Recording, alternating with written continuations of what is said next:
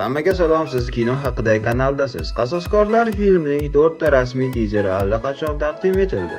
Shunday ekan, tizerlardagi yashirin belgi va ishoralar va detallarni yaxshiroq ochib berishim mumkin. Endi sifatsiz kartoshka darajasidagi videolarni tiklashga hojat yo'q. Qizig'i shundaki, aka-uka ijtimoiy tarmoqlarda post qoldirib, oxirgi bir oy davomida tomosha qilganlarimiz oddiy tizer yoki treylerlar emasligini aytishdi. Ular hikoyalar, ishoralar va kodlangan belgilar. Ular hatto shunday deydi: e'tibor bering, Doomsday boshlandi. Rostini aytsam, ruslarning shu posti meni yanada diqqat bilan qarashga majbur qildi va natijada Doomsdayda bizni nimalar kutayotganini anglatishi mumkin bo'lgan 4 ta juda muhim detalni topdim. Birinchi detal.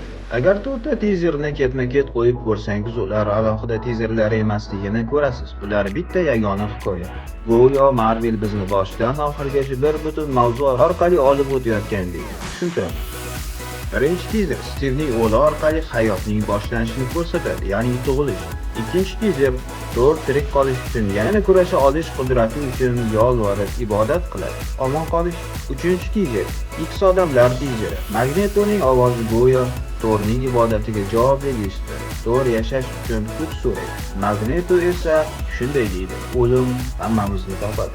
Ya'ni qancha yashashga urinma, oxiri baribir o'lasan. 4-tizerda esa Shuri narigi dunyo, oxirat haqida gapiradi. Demak, ruslar hazillashmagan. Bu shunchaki tizerlar emas, ishoralar, hikoyalar. Ular birgalikda bitta vaqt sig'ini hosil qiladi. Tug'ilish, omon qolish, o'lim, oxirat. Lekin bularning Doktor Doomga nima aloqasi bor? Ikkinchi detal. Mening nazariyam, Marvel bu tizerlarni aynan shu tartibda chiqarishining sababi bor. Agar Steve Rogers Peggy bilan qolib farzand ko'rishga qaror qilgani mulkiy olamda katta muvozanatsizlik keltirib chiqargan bo'lsa-chi? Demak, Steve bir olamda mukammal hayot qurgani, boshqa bir olamda kimningdir hayotini vayron qilgan bo'lishi mumkin. Va shu yerda Victor Von Doom paydo bo'ladi. Agar Steve'ning qarori Doom hayotidagi eng muhim narsani yo'q qilgan bo'lsa-chi? Endi esa Doom qasos olish uchun kelgan bo'lsa-chi?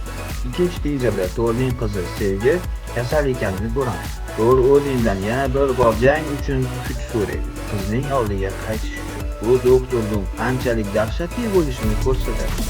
U oddiy musht bilan yengiladigan yovuz emas, u hatto Xudoni tiz cho'ktira oladigan tahdid. X odamlar tizerida esa mavzu omon qolishdan yo'qotishga o'tadi. Magneto aniq aytmoqda, bu filmda odamlar o'ladi. Bu safar Xavier yoki Magneto emas, balki Scott Summers uchun juda shaxsiy kimdir. O'g'li Nathan, qizi Rachel yoki rafiqasi Jen.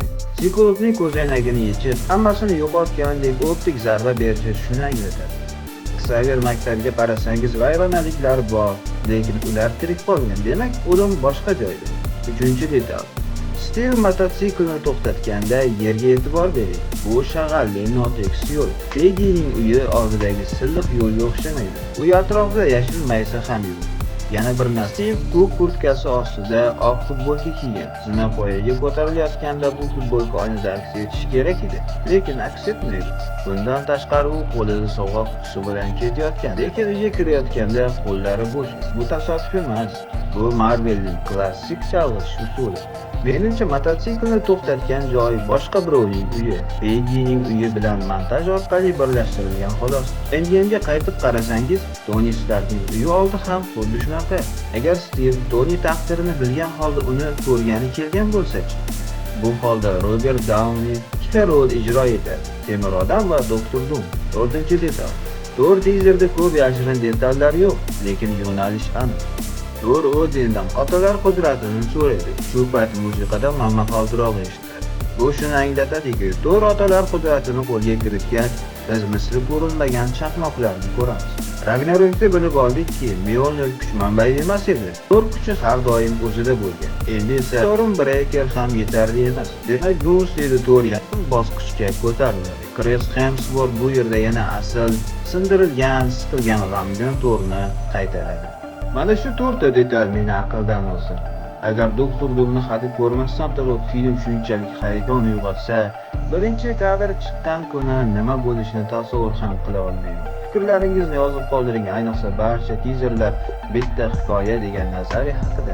Keyingi videoda ko'rishguncha